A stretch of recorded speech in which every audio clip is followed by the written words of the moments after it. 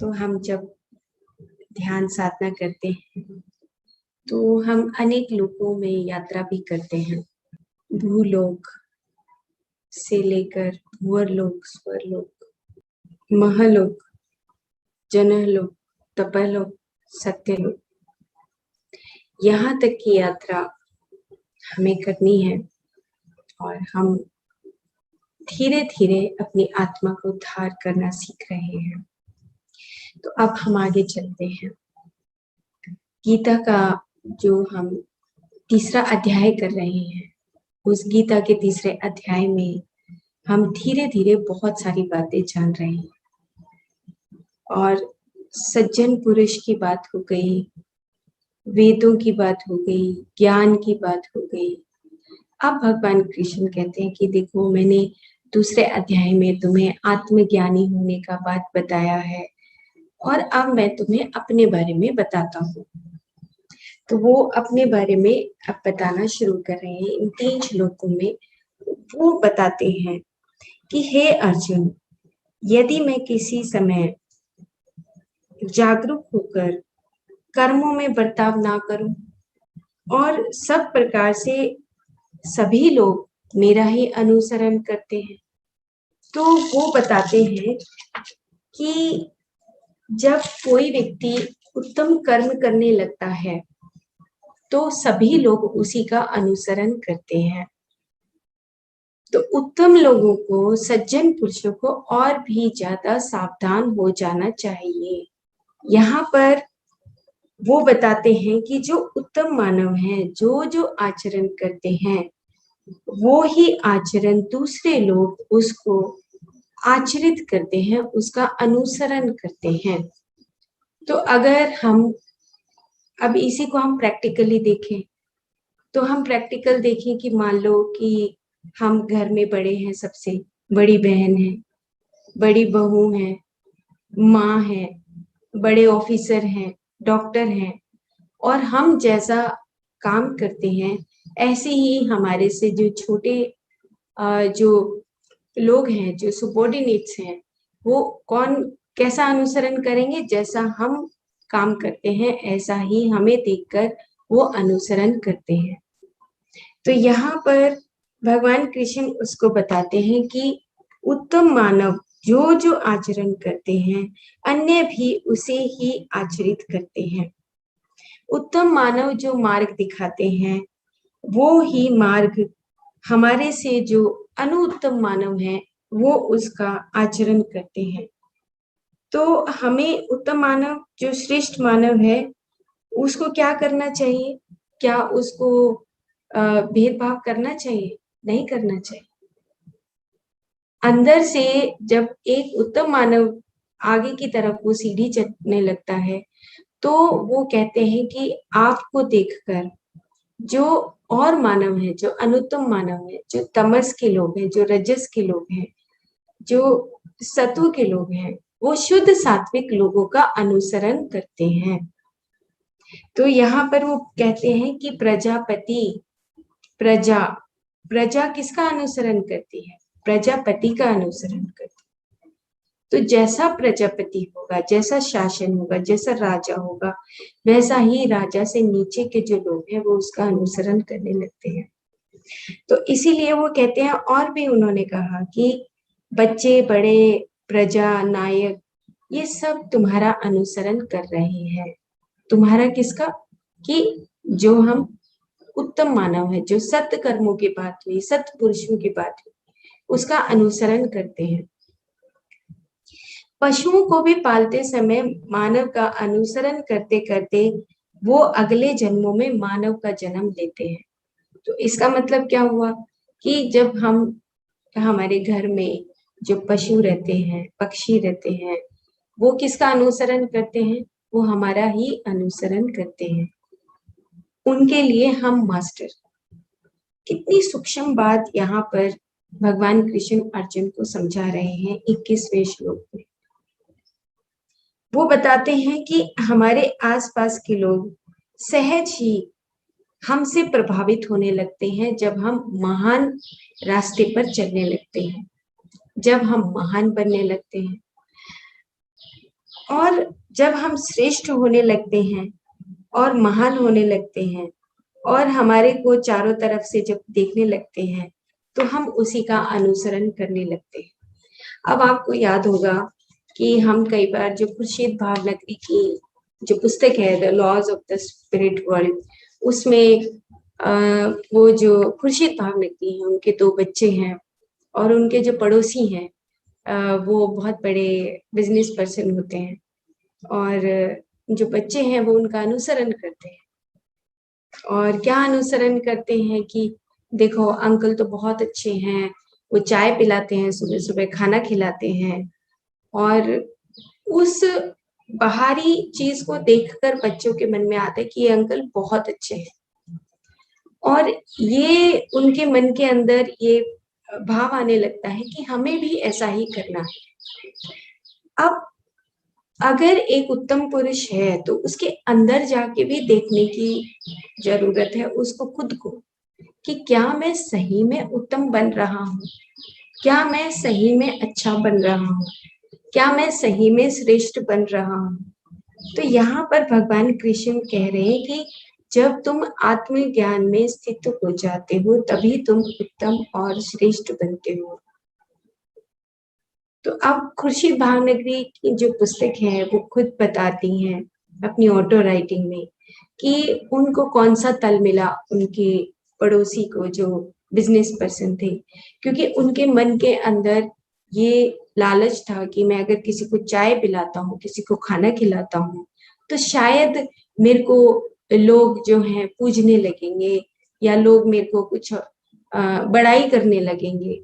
तो इस वजह से वो अंदर ही अंदर ये बात अपने अंदर सोचता था और फिर चाय पिलाता था।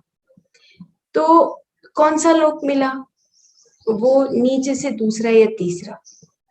तो कहने का मतलब ये है कि हम जब उत्तम बनते हैं तो हमें बहुत ट्रांसपेरेंट तरीके से अपना व्यवहार रखना चाहिए।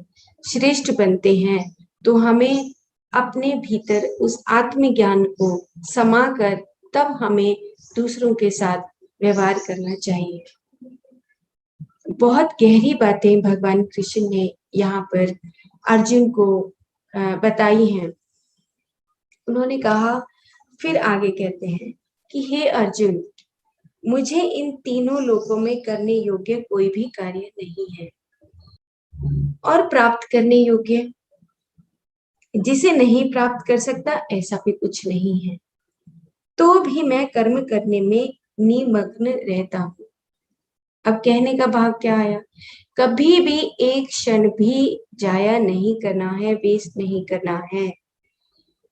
भगवान बन के भी, योगेश्वर बन के भी, परमात्मा बन के भी वो कहते हैं कि मैं फिर भी अपने कर्म करने में निमग्न रहता हूँ।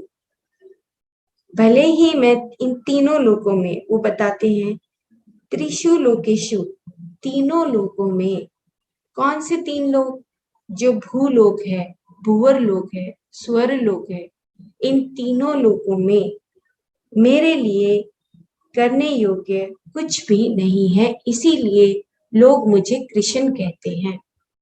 अब देखो तीनों लोक हो गए, ये भूलोक हो गया, उसके बाद फिर भूवर लोक हो गया जो हमारा सूरज है और सूरज के चारों तरफ का जो एरिया है, धरती से ऊपर का जो एरिया है, उससे ऊपर जो स्वर लोक है।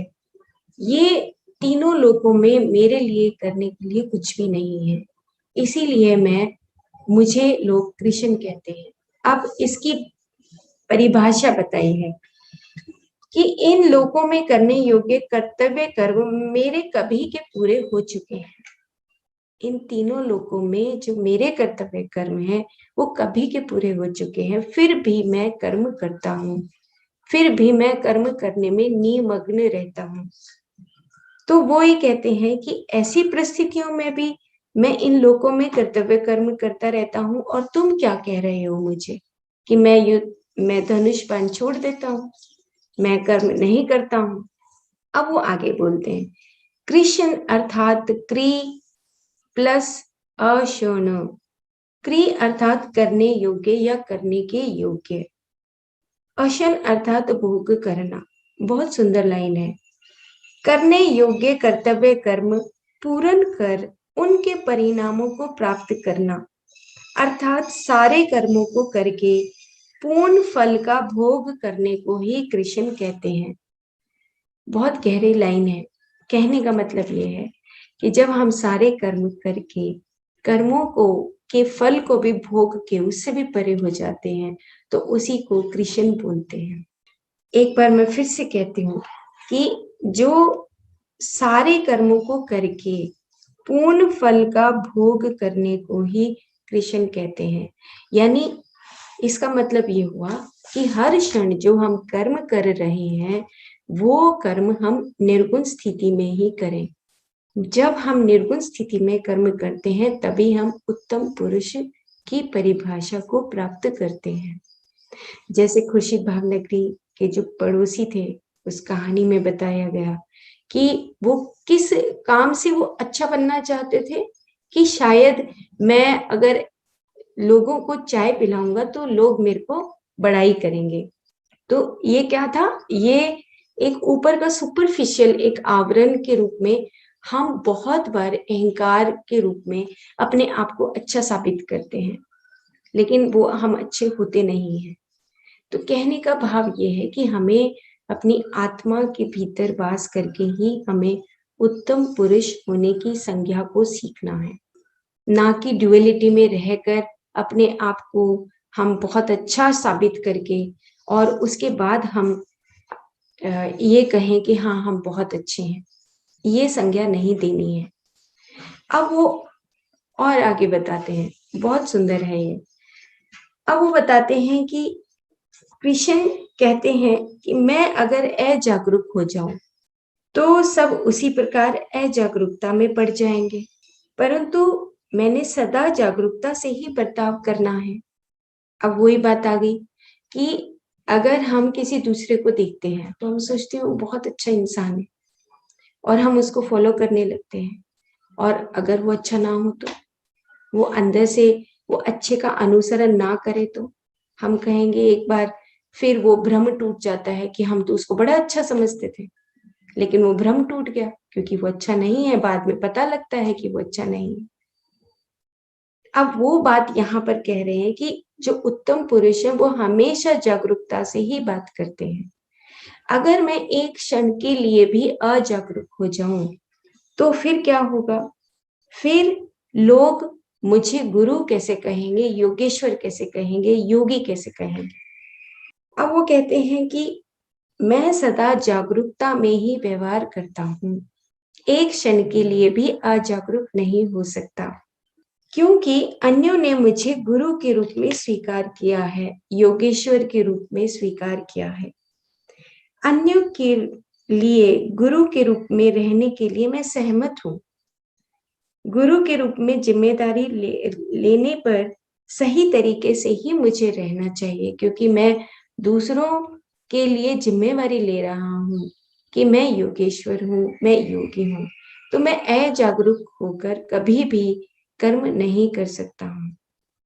अपने पसंद के अनुसार रहने पर गुरु की जिम्मेदारी स्वीकार नहीं करना चाहिए। अब बात समझ आई कि अब हम अपने अनुसार अपनी मन पसंद के अनुसार काम नहीं कर सकते। मतलब कि वही उन्होंने गहराई से बात समझाई है कि अब हम मन की स्थिति में नहीं जा सकते।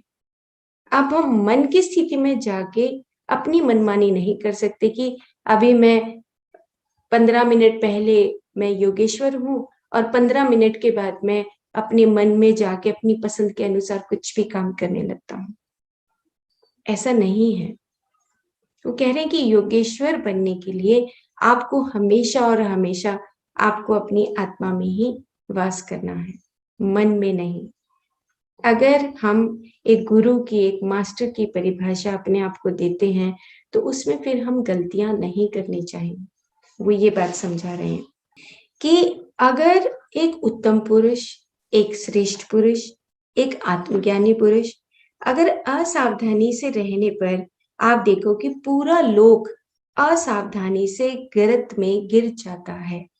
आप देखो, हम जब किसी हायर पर्सनैलिटी को देखते हैं और बाद में पता लगता है कि हमारे चारों तरफ जो समाज में हम देखते हैं कि कहीं कुछ प्रॉब्लम्स हैं, कुछ इश्यूज़ आ जाते हैं और ऐसे-ऐसे इश्यूज़ आते हैं कि हम फिर से हमें डर आ जाता है कि हम विश्वास करें या ना करें।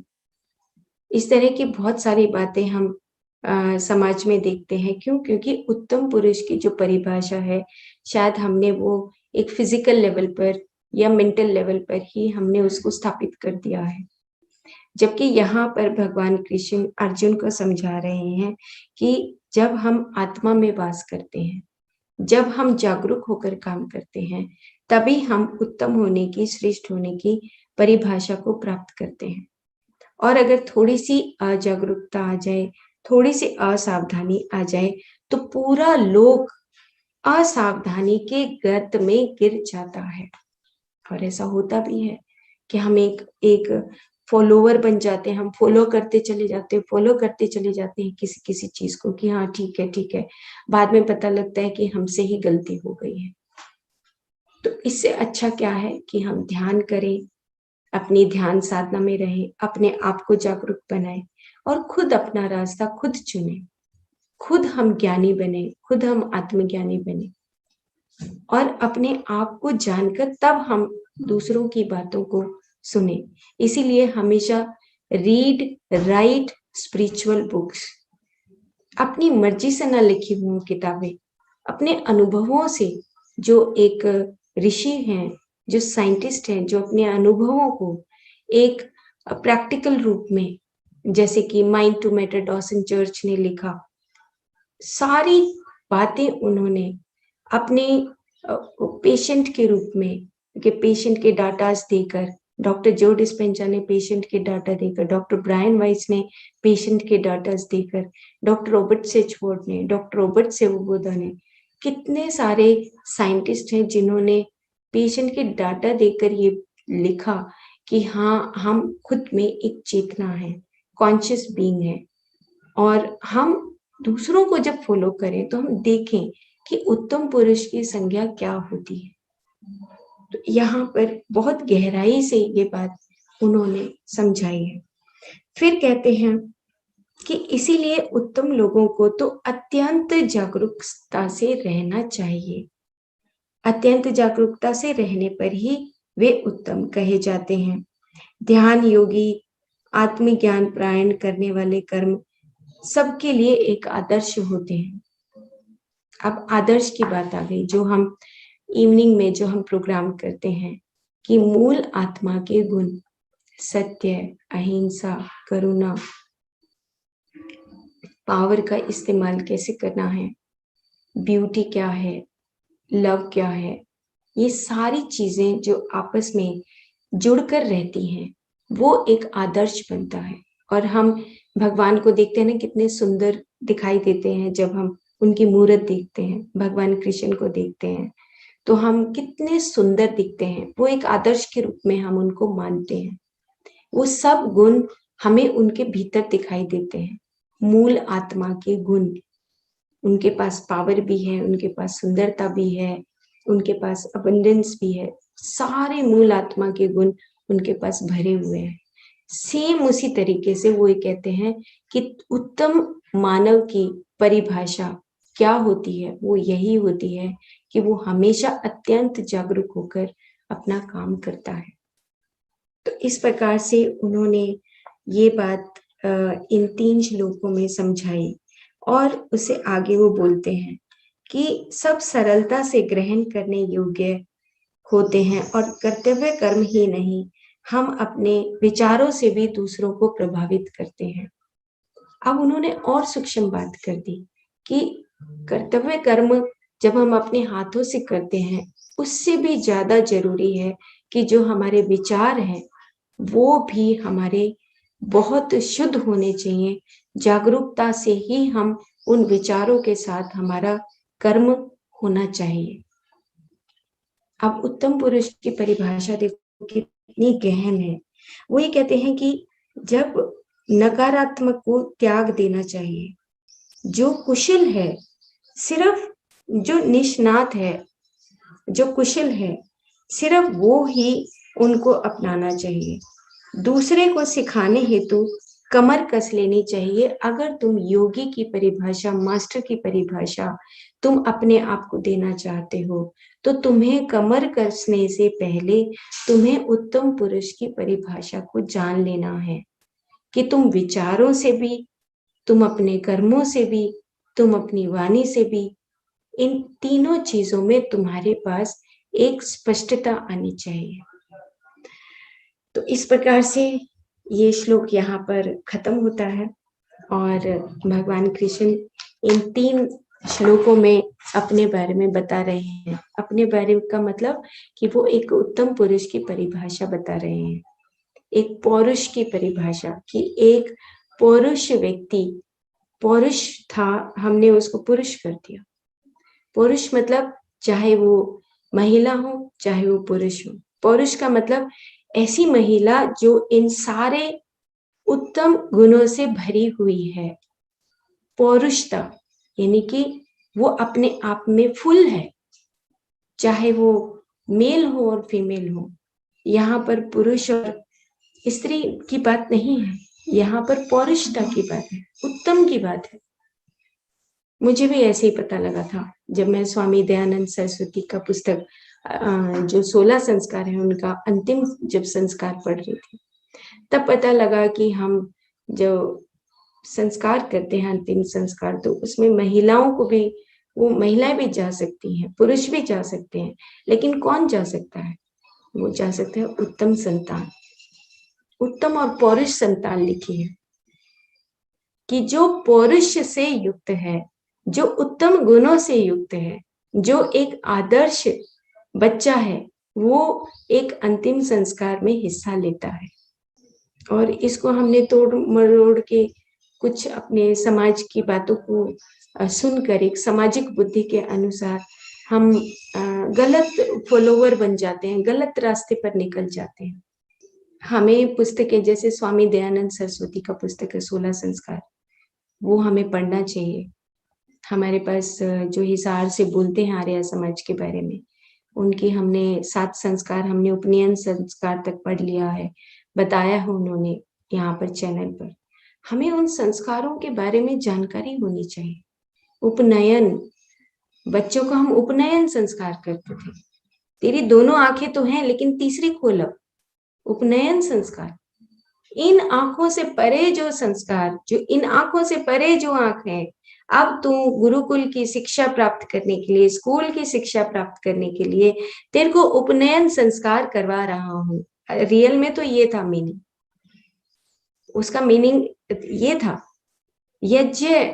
यज्ञोपवीत डालना अपने, हम वो जो डालते हैं धागा डालते हैं, यज्ञ का मतलब कि तुम आज से, मैं तुम्हें यज्ञोपवीत डाल रहा हूं कि तुम आज से अपने लिए नहीं, तुम इस देवता लोक को यहाँ पर बुलाने के लिए तुम अपनी आत्मा के बारे में जानोगे। यज्ञोपवीत, उसके बारे में जानकारी देना किसका धर्म है? शिक्षक का धर्म है कि अब मैंने तुम्हें जनेऊ डाल दिया है, अब यज्ञोपवीत डाल दिया है, अब तुम मेरे लिए, अपने लिए काम नहीं करोगे, तुम दूसरों की सेवा के लिए काम करो। उसको हमने सिर्फ फिजिकली बना के छोड़ दिया है। यज्ञ मतलब जहां पर मानव और देवता लोग इकट्ठे रहें, शिक्षक और एक जो स्टूडेंट है उसका रिश्ता ऐसा रहे कि वो एक गुरु बन के ही निकले, डिसाइपल्स ना हो, मास्टर बने सारे। तो ऐसे ऐसे संस्कार हमें बचपन से, कर्ण वेद संस्कार बहुत सुंदर संस्कार है। ये सारे संस्कारों का जानकारी हमें होना चाहिए।